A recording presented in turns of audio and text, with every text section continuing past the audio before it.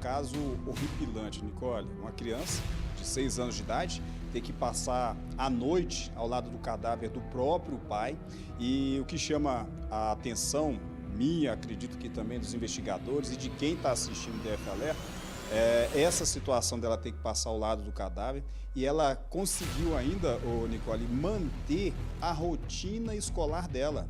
Ela, após passar a noite, na manhã seguinte, ela se arrumou, como de costume, foi para o ponto de ônibus para poder pegar o transporte escolar. Ela sabia exatamente o horário em que o transporte escolar iria passar naquela parada. Ela foi até essa parada com o uniforme da escola, pronta para poder seguir o calendário escolar. E ali, no ônibus, ela chorando, contou então para o motorista ali o que havia acontecido. Esse motorista ouviu, assustado, a história dessa garotinha de 6 anos. Ele então a deixou no ônibus juntamente com outras crianças, que é bem próximo ali. E a rotina seria a seguinte, o pai, o Cícero, sempre a levava nesse ponto de ônibus. Todas as manhãs, religiosamente, o seu Cícero levava essa criança, essa garotinha, para poder pegar o transporte escolar. E neste dia, excepcionalmente neste dia, ela apareceu sozinha nesse ponto de ônibus. O motorista já achou estranha aquela situação.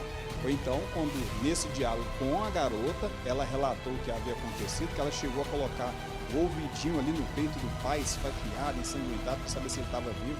E ela mesma falou: meu pai está morto. O motorista foi então verificar a situação e ali ele constatou que o que ela havia narrado seria de fato um crime bárbaro que teria ocorrido na casa dessa menor. Sendo assim, ele então de imediato tomou as providências, a Polícia Civil foi informada, foi aí que as equipes da Cicvil da 16ª Delegacia entraram em ação. Dr. Richard Valeriano está aqui comigo, que é o delegado-chefe da 16ª Delegacia de Polícia. Doutor, um crime bárbaro, um crime chocante, que uma criança teve que presenciar o próprio pai morto numa situação tão preocupante como essa.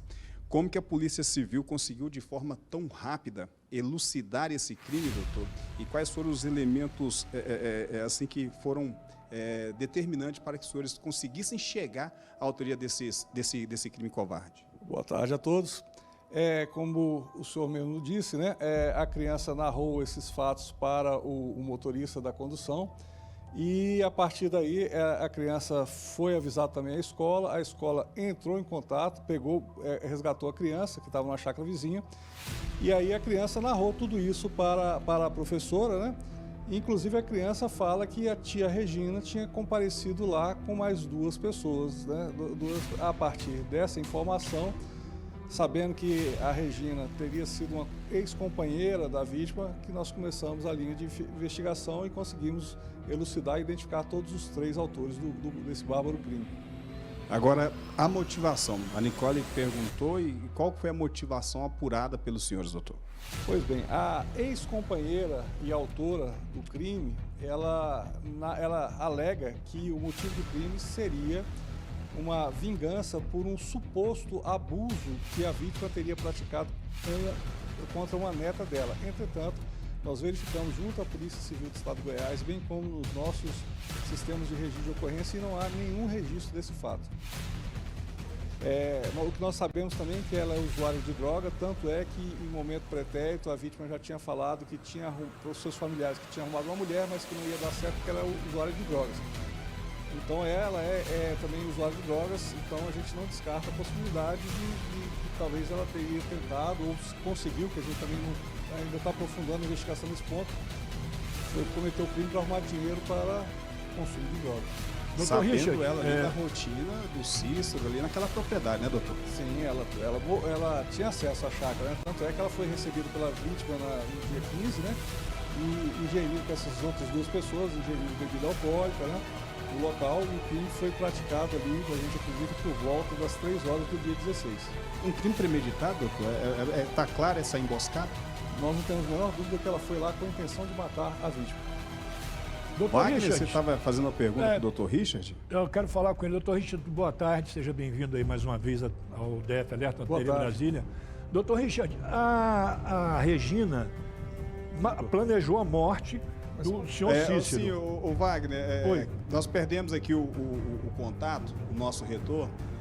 A produção vai estar retornando para a gente aqui, para a gente continuar com esse retorno, para que possamos então ouvir aí no estúdio. Mas é o seguinte, para o pessoal entender, essa Regina Fátima foi presa, a Polícia Civil tenta chegar agora ao companheiro dela, né, o atual companheiro dela, o Daniel, que estava junto nesse dia, né, no momento em que o Cícero foi assassinado. Eles chegaram na noite do dia 15 nessa propriedade e de maneira muito fria, Wagner, Nicole, a Regina chegou a preparar até mesmo um achocolatado para essa criança de 6 anos de idade.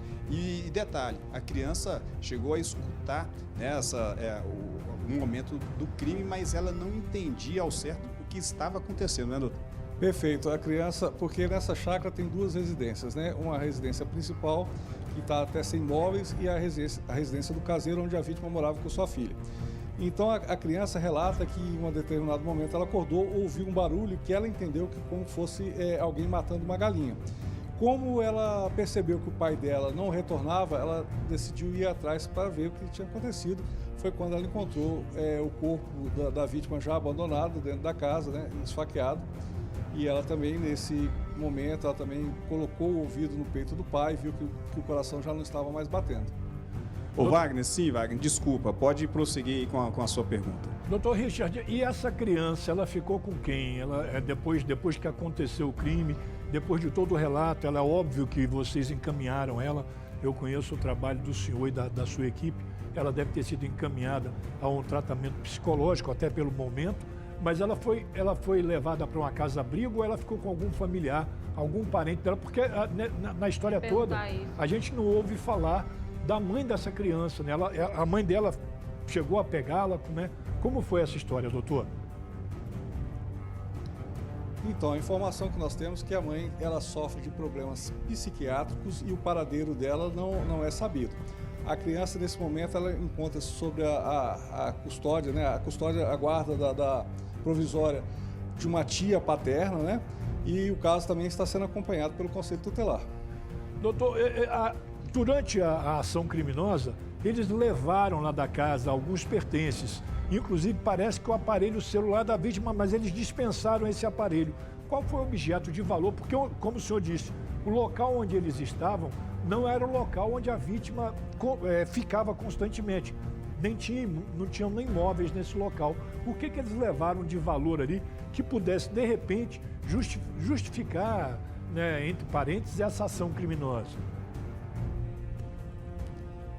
Então, as investigações ainda continuam, né? O telefone da vítima foi encontrado no local, mas o que a gente sabe do patrão da vítima que a vítima sacava o dinheiro, né, que ele recebia e ficava com ele. Então a gente não tem realmente ainda, estamos tentando avançar nessa questão, mas não sabemos se foi, por exemplo, a subtração de valor em espécie a motivação do crime. Doutor, então ele não era dono da chácara ou ele era o dono da chácara? Não, ele não era dono da chácara, ele trabalhava lá como caseiro. Tá certo. Doutor Nicole tem uma pergunta, pergunte a Nicole. Eu queria entender se essa questão, né, que ela alegou que teria mandado matar por conta de um estupro que aconteceu no passado. Essa vítima, doutor, também conversou com o senhor? E essa hipótese está descartada desse estupro? Não, em princípio, hipótese nenhuma está descartada, mas o que nós temos até o momento que a gente focou na elucidação desse crime, né? Essa outra questão, que a gente sabe que não há registro dessa outra questão, e se ela ocorreu, e tem que ver, provavelmente teria sido no estado de Goiás, quem seria competente para apurar esse fato seria a Polícia Civil do estado de Goiás. Entendi. Muito obrigada, doutor. Obrigada, Ailton. Qualquer novidade... Doutor Richard, o que mais chamou a atenção? Pode falar, pode deixar o Ailton perguntar. Sim, Nicole, o que mais chamou a atenção dos senhores quando os senhores depararam com essa cena, doutor? A questão mais dramática desse caso, que comoveu todos os policiais dessa delegacia, né, foi a situação de abandono que a criança ficou após o crime, né? Imagina uma criança de 6 anos, acorda de madrugada com um barulho que ela não consegue identificar direito. Quando ela vai procurar saber o que aconteceu, tendo em vista que o pai não compareceu na casa onde ela estava acostumada a ficar com ele, ela se depara com o corpo do pai, sozinha, sem saber o que fazer, ficou ali velando o corpo do pai até o dia amanhecer. Meu Deus. trocou de roupa, né?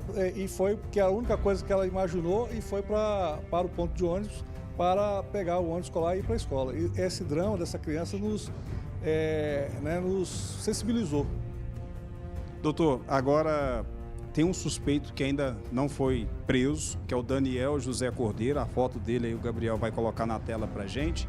Como que a população pode ajudar a polícia a chegar nesse terceiro envolvido? Nós pedimos à população que nos ajude, né, a prender esse terceiro, a pessoa que já está confirmado que ele esteve no local do crime, né? Pode ligar no 197 de forma anônima e que a gente vai tomar todas as providências aqui para prendê-lo o mais rápido possível e levar o caso à justiça.